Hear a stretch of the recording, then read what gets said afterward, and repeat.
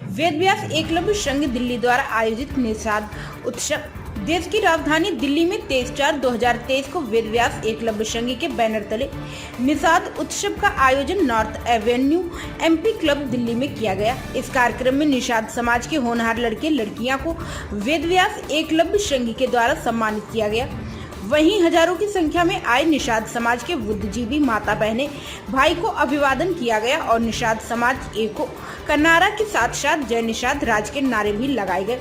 वहीं मंच के संचालन श्री ललित कुमार सहनी, संयोजक श्री दिनेश सहनी, प्रोफेसर कपिला मल्लाह, श्री गजेंद्र सहनी, श्री नागेंद्र सहनी, श्री हरि सहनी, विशंबर निषाद, संजय सहनी, श्री मुंचुन सहनी, श्री मिथिलेश कुमार सहनी, प्रमोद सहनी, पंकज सहनी, शिव सहनी, उपेंद्र सहनी, श्री लोटन राम निषाद इत्यादि गणमान्य लोग उपस्थित रहे। भारत माता की वंदे वंदे, निषाद एकता जिंदाबाद। जो हाथ नहीं उठ रहे हैं एक बार हाथ उठा देंगे तो अच्छा लगेगा। निषाद एकता जिंदाबाद, निषाद एकता जिंदाबाद। बहुत बहुत शुभकामना। या सतयुग हो, द्वापर हो, त्रेता हो या फिर कल युग हो, हर युग में जिसका इतिहास इतना सुंदर है तो वर्तमान इतना सुंदर क्यों नहीं है? यदि सुंदर होता तो मैंने कहा जो सरकारी सेवा में कितने लोग हैं, तो जो हाथ उठा वो थोड़ा सा पीरा जरूर दिया है। यह संख्या कुछ और ज्यादा होना चाहिए था। इस समाज को छोड़ के किसी भी समाज में यदि बैठ के ऐसे प्रबुद्ध लोगों का राजधानी में देश, क्या आप समाज के मार्गदर्शक हैं? और जहां समाज को एकजुट करने की बात होती है तो आप अपनी उपस्थिति अनिवार्य बना ले कि नहीं मुझे तो जाना ही है, मैं और काम संभव है, जो काम दूसरे दिन टाला जा सकता है आप उन्हें दूसरे दिन के लिए टाल दें। लेकिन ललित सहनी जैसे जैसे कोई समाज का बेटा आपको एकत्रित करने का काम करता है तो आप अपना समय उसमें जरूर दान करें। निवेदन। और लिखा हुआ है संपर्क और सहयोग। स्वाभाविक रूप से मैं हमेशा कहा करता हूं कि साइंस पढ़ना, विज्ञान पढ़ना बड़ा जरूरी है। वो इसलिए कि मुझे नया आविष्कार करना है, देश नहीं दुनिया में भारत का नाम रोशन करना है, इसीलिए मुझे विज्ञान पढ़ना जरूरी है। लेकिन इतिहास भी पढ़ना उससे भी ज्यादा जरूरी है। यदि मैं इतिहास नहीं पढ़ूंगा तो मैं अपने आप को नहीं पहचान पाऊंगा, अपने पुरखा को नहीं पहचान पाऊंगा। और फिर संपर्क और सहयोग, जब तक हम लोग आपस में संपर्क नहीं करेंगे तब हम एक दूसरे से क्या सहयोग करेंगे? सहयोग तभी होगा जब हम लोग आपस में संपर्क करेंगे। संपर्क बहुत सी चीजें होती है, जैसे हम लोगों का दिल्ली में रहने के बावजूद हमें बहुत जरूरी है कि हमारा बाल बच्चे का भी शादी ब्याह दिल्ली में ही करना है। और दिल्ली में करना है तो समाज में ही करना है। हम लोग बहुत से आदमी एक दूसरे को जानते नहीं है, तो एक मंच का जरूरत था और हम लोग इस मंच के जरिए आप लोगों का जोड़ने का काम किया हूँ। बहुत बहुत धन्यवाद, आप लोग आए। मैं इस सभा को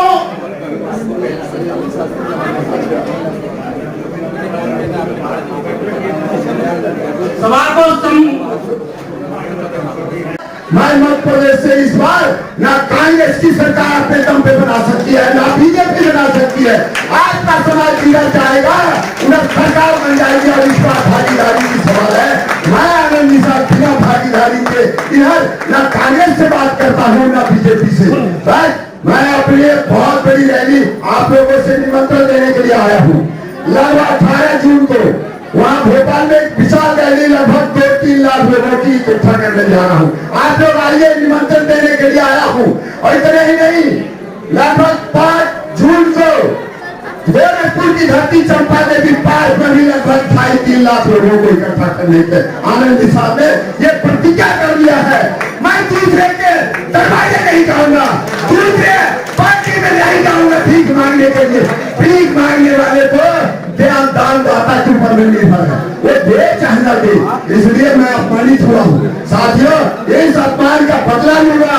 उत्तर प्रदेश, मध्य प्रदेश और बिहार, यहाँ आने वाला समय में जो मेरी उम्र बची है, मैं अपने उम्र में ही जय निषाद राज का झंडा बुलंद करके अपना राजपाट लाना चाहता हूँ। एक बार जोर से कहिए, जय निषाद राज, जय निषाद राज। ये आपका अंतिम आह्वान है। आइए, मैं कह रहा हूँ, टाइम टैलेंटेड से आपको देना होगा। आप अपने बाल बच्चे को जीवन अगर संवारना है, पढ़ा लिखा करके गुलाबपन बनाएंगे, ये अच्छी बात नहीं है। पढ़ा लिखा आदमी जो है अंधकार में दुनिया से प्रकाश में दुनिया में आता है, लेकिन सबसे पहले राजनीतिक भागीदारी की जरूरत है। यहाँ भाई साहब बोल के गए राजनीति, लेकिन हम लोगों की भागीदारी नहीं। लेकिन इस बार दादा के साथ में कहता हूँ कि ये लोकसभा से पहले विधानसभा में आपकी ताकत दिख जाएगी। आनंद निषाद ने जो तैयार किया है, आइए देखिए। 18 जून को भोपाल की धरती पे भगवान के दशहरा में अंदर कोई अपना विचार रखना चाहे समाज से संबंधित और भी किसी को संबंधित, तो वो यहाँ पर आए और अपने विचार रखें। देखिए, समाज को एक पूनम देवी या एक कपिला बल्ला के भरोसे नहीं चलना है। समाज आपके भरोसे चलेगा, आपके बच्चों के भरोसे चलेगा। तो बेहतर आप इस यहाँ आए, थोड़ा सा हिम्मत जुटाएं और चाहे 2 ही शब्द कहें, लेकिन कहें जरूर।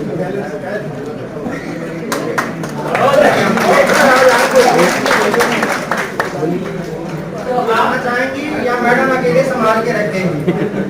ठीक है, निकाले, उसमें सबके नाम पते निकाले, तमाम उसे पढ़ करके लोग देख करके सम्मान तमाम हुए। तो आपको बधाई देते इस कार्यक्रम में। और यही कहना चाहते हैं कि हम लोग पार्लियामेंट के अंदर रहे, हम लोगों ने अपना इतिहास, चाहे वीरांगना फूलन देवी के बारे में हो, हमने पार्लियामेंट के अंदर फूलन देवी जी की बात रखी। उनके गांव, उनके मारने वाला जो हत्यारा था, किस तरह से जेल से छूटा। तिहाड़ जेल से कोई छूट सकता है, भग सकता है। जेल से लड़ा किस तरह से वहां से जेल से छूट के भगा। हमें दर्द है, जब मैं पहली बार मेरे 1991 में बना था, मैं 4 बार मेरे बनने का मौका मिला। 3 बार उत्तर प्रदेश सरकार मंत्री रहे, 1 बार लोकसभा के सांसद रहे, कैप्टन साहब हम लोग साथ रहे, फूलन देवी हम लोग तीनों लोग साथ में थे तो यहाँ पार्लियामेंट में आए थे। तो मेरे बनते ही पता लगा करके हम लोग गालियां दे गए, सारे बदमाश छोड़ दिए गए थे, लेकिन एक मल्लाह की बेटी थी, उसको नहीं छोड़ा गया था। हम लोग क्या गए, सारा रिकॉर्ड लाए, और रिकॉर्ड लाने के बाद बुरहान सिंह यादव को दिया। जब सारे बदमाशों को छोड़ दिया गया, जिन्होंने समर्पण किया, फिर मल्लाह की बेटी को नहीं छोड़ा गया। माननीय बुरहान सिंह यादव जी को बधाई देंगे, आज दुनिया में नहीं है। उन्होंने एक अपनी हमारी बेटी को जेल से रिहा करके जो है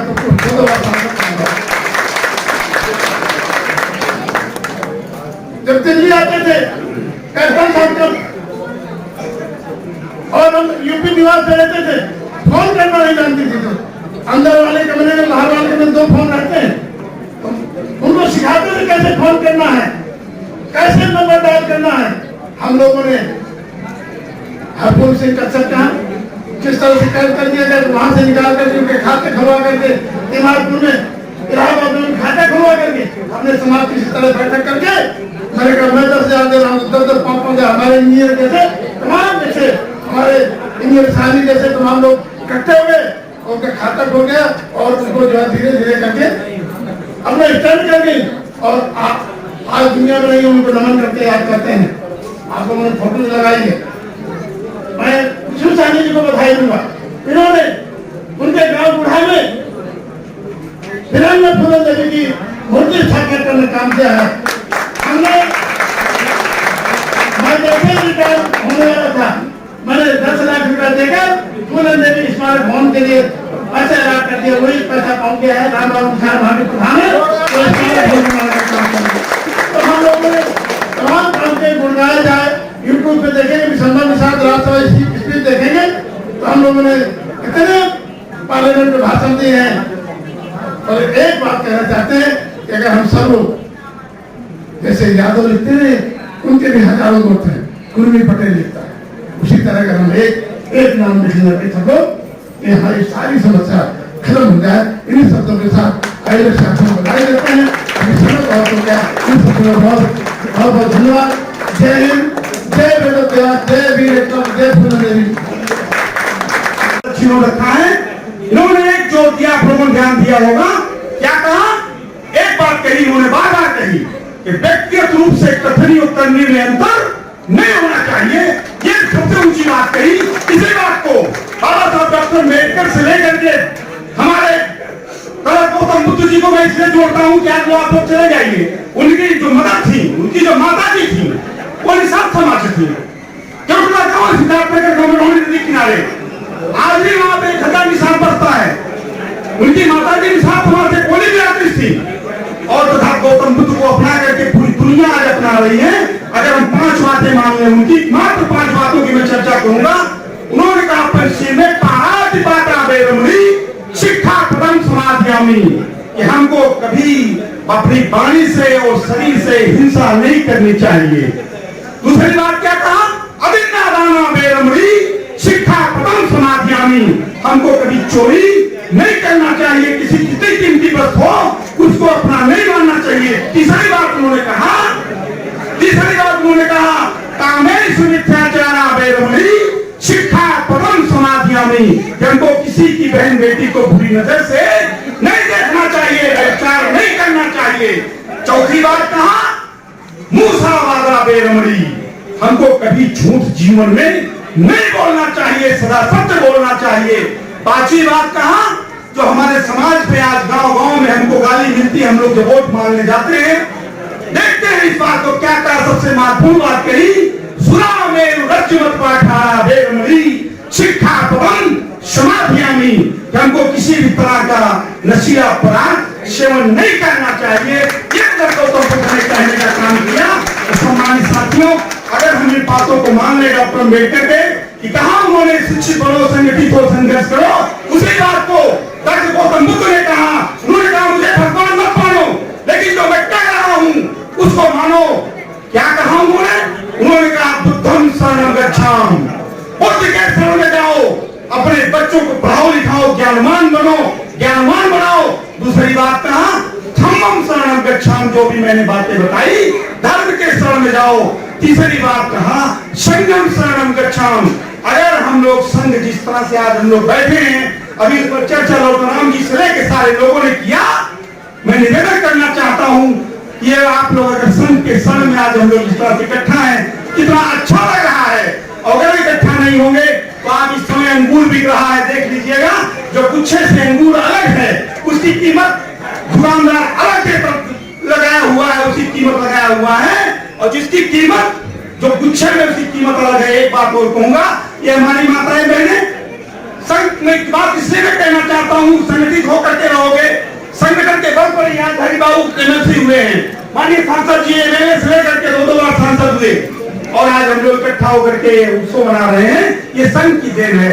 जिस तरह से नहीं तो क्या होगा अगर हम इकट्ठा नहीं रहेंगे, तो होगा ये कि हमारी माताएं बहनें जब बाल निकालती हैं, जब बाल को संवारती हैं, और बाल जब अलग होता है अपने संग से, उसकी दशा क्या होती है? उस पर पहले अटती है, फूकती हैं, फिर पैरों से दौड़ती हैं, और उसके बाद सबसे गंदे जगह पर फेंक देती हैं।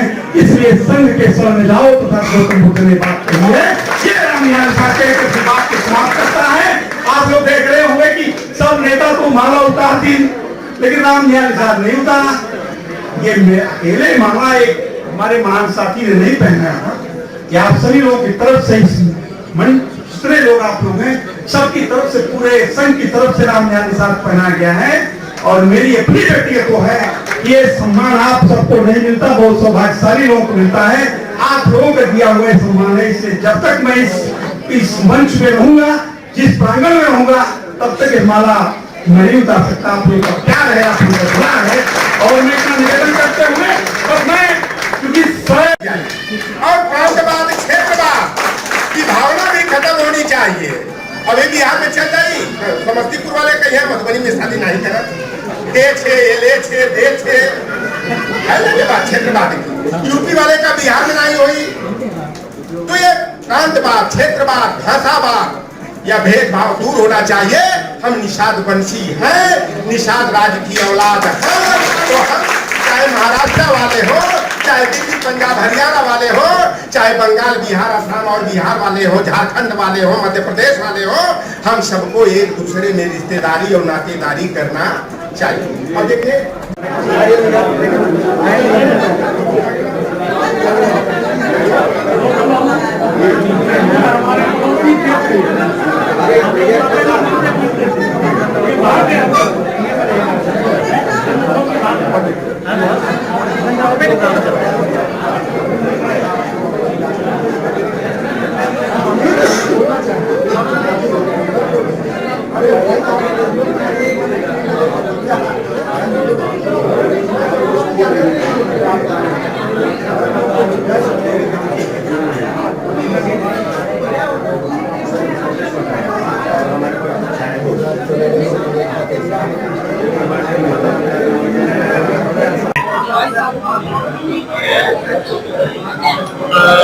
आपने जो दिल्ली में जो एमपी क्लब है, यहाँ पे आपने सभी निषाद समाज को इकट्ठा किया है।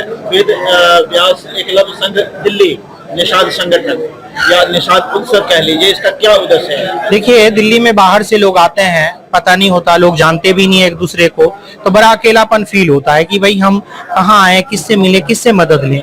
तो हमने देखा कि यहाँ पे सारे समाजों का संगठन है, ब्राह्मण सभा है, क्षत्रिय सभा है, जैन सभा है।